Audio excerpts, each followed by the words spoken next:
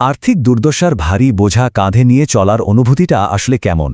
এটি এমন একটা অদৃশ্য চাপ যা শুধু ব্যাংক অ্যাকাউন্টকেই শূন্য করে না, বরং মানুষের রাতের ঘুম আর মানসিক শান্তিও পুরোপুরি কেড়ে নেয়। আজকের এই বিশ্লেষণে আমরা দেখব এই দমবন্ধ করা পরিস্থিতি থেকে মুক্তির উপায়গুলো ঠিক কী। আমরা মূলত ঋণ মুক্তির একটি দ্বৈত পদ্ধতির উপর আলোকপাত করব, যার একদিকে রয়েছে আধ্যাত্মিক নির্ভরতা আর অন্যদিকে রয়েছে সঠিক ও বাস্তবসম্মত আর্থিক পদক্ষেপ, অনেকটা পাখির দুটো ডানার মতো।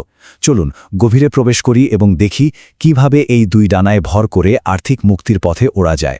আর্থিক সংকটের সময়গুলোতে মানুষের মনে এক ধরনের গভীর শূন্যতা এবং হতাশা তৈরি হয়, আর এই মনস্তাত্ত্বিক শূন্যতাটা স্বীকার করে নেওয়াটা কিন্তু অত্যন্ত জরুরি। ইসলামে এই কঠিন সময়গুলোতে বিশ্বাস এবং ধৈর্য ধারণের ওপর অনেক বেশি জোর দেওয়া হয়েছে। সূরা আশ-শারহের এই চমৎকার আয়াতটি আমাদের স্মরণ করিয়ে দেয় যে কষ্ট বা কাঠিন্য কখনোই চিরস্থায়ী নয়। যখন চারপাশ একেবারে অন্ধকার মনে হয়, তখন এই আধ্যাত্মিক প্রতিশ্রুতি মনের ভেতর আশার আলো জাগায় এবং নতুন করে লড়াই করার মানসিক শক্তি যোগায়। আজকের এই বিশ্লেষণে আমাদের মূল আলোচনা 5টি ধাপে বিভক্ত থাকবে। 1. ঋণের বোঝা। 2. বিশ্বাস, ধৈর্য এবং কষ্ট। 3. ঋণ মুক্তির প্রার্থনা। 4. প্রায়োগিক ঋণ ব্যবস্থাপনা। এবং 5. সম্পদ রক্ষা ও পবিত্রকরণ। চলুন শুরু করা যাক। শুরুতেই আসা যাক আমাদের প্রথম ধাপে, ঋণের বোঝা এবং এর মানসিক ও আধ্যাত্মিক প্রভাব। ইসলামের ঋণ করাকে সাধারণত নিরুৎসাহিত করা হয়েছে।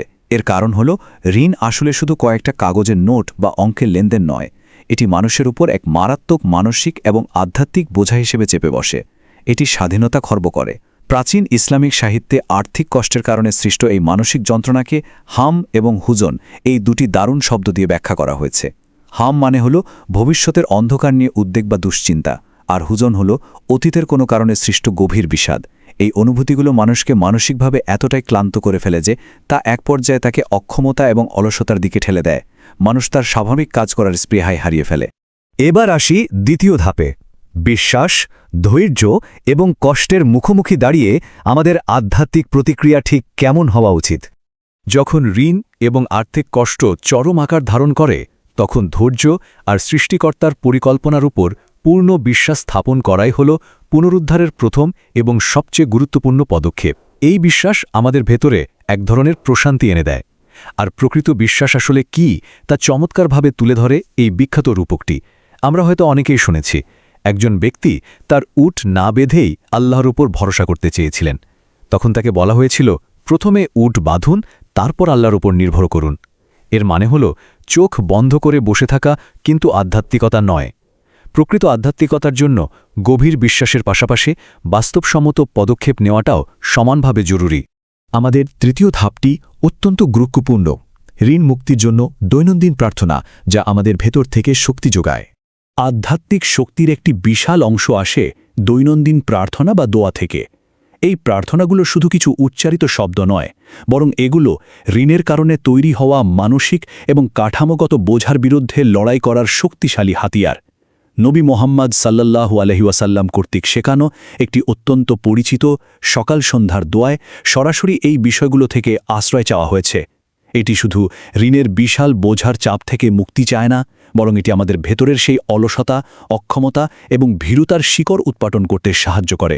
ইতিহাসে দেখা যায়, আবু উমামা নামের এক ব্যক্তি যখন ঋণের দায়ে জর্জরিত হয়ে মসজিদে বসেছিলেন, তখন তাকেই প্রার্থনাটি শেখানো হয়েছিল, যা তার মানসিক বাধাগুলো দূর করে তাকে নতুন করে কর্মক্ষম হতে সাহায্য করেছিল।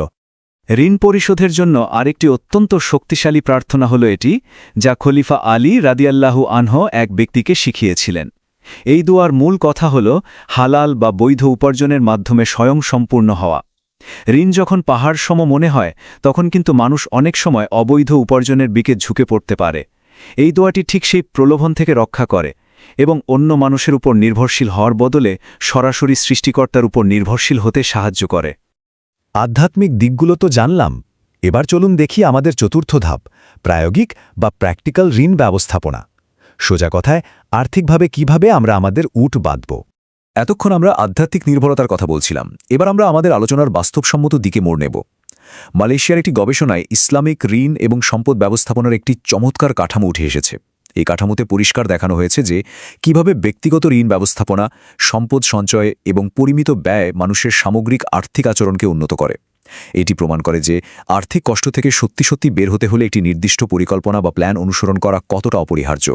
ঋণ পুনর্গঠন বা রিস্ট্রাকচারিং কিভাবে দেউলিয়া হওয়া থেকে বাঁচাতে পারে। এই ডায়াগ্রামে মূলত দুটি পথ দেখানো হয়েছে: ঋণ পরিশোধের সময়সীমা বাড়ানো এবং রিবেট বা ছাড় দেওয়া। যখন কোনো ঋণগ্রহীতা চরম বিপদে পড়েন, তখন এই ধরনের ছাড় বা সময় বৃদ্ধি শুধু তাকেই খেলাপি হওয়ার হাত থেকে বাঁচায় না, বরং যিনি ঋণ দিয়েছেন তাকেও বিশাল ক্ষতির হাত থেকে রক্ষা করে। পুরো বিষয়টা একটা উইন উইন সিচুয়েশন তৈরি করে। আধুনিক আর্থিক ব্যবস্থায় ঋণদাতাদের সাথে সরাসরি আলোচনার কিছু চমৎকার কৌশল রয়েছে, যা ইকুইফ্যাক্সের মতো সংস্থাগুলোও পরামর্শ দিয়ে থাকে। প্রথমত, সুদের হার কমানোর জন্য কথা বলা যেতে পারে। দ্বিতীয়ত, সাময়িকভাবে ঋণের কিস্তি স্থগিত বা ফোরবিয়ারেন্সের জন্য আবেদন করা যায়, যা সাময়িক বিপদে খুব কাজ দেয়। তৃতীয়ত, একটি নতুন পরিশোধ পরিকল্পনা বা রিপেইমেন্ট প্ল্যান তৈরি করা যেতে পারে। এবং চতুর্থত, অনেকগুলো ছোট ছোট ঋণকে একত্রিত করে একটি কম সুদের ঋণে পরিণত করা, যাকে ডেবিট কনসলিডেশন বলা হয়। এগুলো অত্যন্ত কার্যকর আর আধুনিক কৌশল। আর্থিক বিষয়ে শৃঙ্খলা বজায় রাখাটা কিন্তু একেবারেই অবহেলা করার মতো বিষয় নয়। কুরআনের এই বিখ্যাত আয়াতটি আমাদের মনে করিয়ে দেয় যে কোনো ঋণের চুক্তি অবশ্যই লিখিত হওয়া উচিত। ঐতিহাসিকভাবেই সাক্ষী এবং লেখকের মাধ্যমে ঋণ লিপিবদ্ধ করার এই সুস্পষ্ট নির্দেশ প্রমাণ করে যে আর্থিক লেনদেনে স্বচ্ছতা এবং সঠিক ডকুমেন্টেশন থাকাটা কতটা জরুরি। এটি ভবিষ্যতের যে কোনো ভুল বোঝাবুঝি বা বড় ধরনের আর্থিক সংকট এড়াতে দারুণ একটা হাতিয়ার। আমরা চলে এসেছি আমাদের একেবারে শেষ ধাপে, সম্পদ রক্ষা এবং পবিত্রকরণ, যা আমাদের দীর্ঘমেয়াদী আর্থিক স্বাস্থ্যের মূল ভিত্তি। শুধু কোনোমতে ঋণ থেকে মুক্তি পেলেই তো হবে না, বরং ভবিষ্যতে যেন আবার সেই একই ফাঁদে পড়তে না হয়, তার জন্য সম্পদ রক্ষা আর সুশৃঙ্খল আর্থিক অভ্যাসের দিকে নজর দিতে হবে। সুস্থ আর্থিক জীবনের জন্য কিছু সুনির্দিষ্ট নির্দেশিকা রয়েছে, যেমন কোনো অবস্থাতেই মাসিক আয়ের 40% বেশি ঋণের কিস্তিতে যাওয়া উচিত নয়। পাশাপাশি প্রতি মাসে অন্তত 10% সঞ্চয় করার অভ্যাস গড়ে তোলাটা অত্যন্ত জরুরি। আর একটা বড় ভুল হল বিলাসী জিনিসের জন্য ঋণ করা। স্থিতিশীলতার জন্য আরাম আয়েশের চেয়ে মৌলিক প্রয়োজনগুলোকেই সবসময় অগ্রাধিকার দিতে হবে। সঞ্চয়ের পাশাপাশি সম্পদ রক্ষা করাটাও অনেক বড় একটা ব্যাপার, আর এখানেই তাকাফুলের ধারণাটি চলে আসে।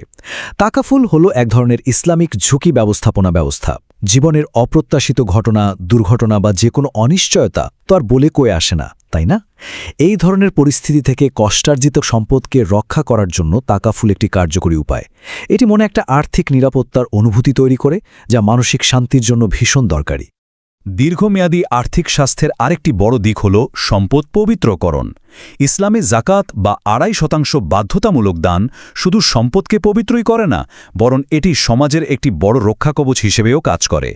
সবচেয়ে চমকপ্রদ ব্যাপার হল, জাকাত গ্রহণের যে 8টি নির্দিষ্ট খাত রয়েছে, তার মধ্যে একটি হল সেই সব মানুষের জন্য যারা ঋণের দায়ে গভীরভাবে জর্জরিত। অর্থাৎ সমাজের একটি অংশ অন্য অংশের আর্থিক বিপদে সরাসরি পাশে দাঁড়াচ্ছে। কি অসাধারণ একটা কনসেপ্ট, তাই না? এই পুরো আলোচনার সবচেয়ে গুরুত্বপূর্ণ বিষয়টি হলো এই দুয়ের মাঝে একটা সঠিক ভারসাম্য রাখা। একদিকে যেমন আমাদের প্রার্থনা, বিশ্বাস এবং ধৈর্যের মতো আধ্যাত্মিক শক্তি প্রয়োজন, ঠিক তেমনি অন্যদিকে ঋণদাতাদের সাথে আলোচনা, সঠিক বাজেট তৈরি এবং তাকাফুলের মতো ব্যবহারিক পদক্ষেপও অপরিহার্য। আর্থিক কষ্ট থেকে চিরতরে মুক্তি পেতে হলে এই দুটি ডানাকে একসাথেই ব্যবহার করতে হবে। একটাকে বাদ দিয়ে অন্যটা দিয়ে কিন্তু খুব বেশি দূর ওড়া সম্ভব নয়। আলোচনার একেবারে শেষে এসে এই প্রশ্নটি সবার জন্য রইল। আমরা সবাই আর্থিক মুক্তি চাই, কিন্তু আমরা কি আসলেই উভয় দিকে সমান মনোযোগ দিচ্ছি? আমরা কি শুধু প্রার্থনার উপর নির্ভর করে বসে আছি, নাকি সেই সাথে সঠিক আর্থিক পরিকল্পনা গ্রহণ করছি? আধ্যাত্মিক ফলাফলের উপর বিশ্বাসের পাশাপাশি বাস্তবসম্মত পদক্ষেপ নিয়ে কি আমরা সত্যি সত্যি আমাদের উট বাঁধছি? এই ভারসাম্যটিই হল সফলতার মূল চাবিকাঠি।